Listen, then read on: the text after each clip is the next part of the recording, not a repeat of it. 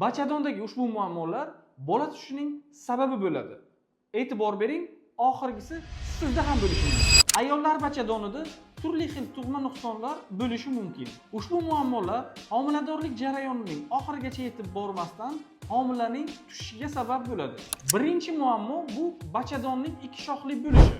Ikkinchi muammo bu bachadon bo'shlig'i orasida devorning bo'lishi hisoblanadi. Uchinchi muammo bu bachadon bo'shlig'ining bir shoxli bo'lishi.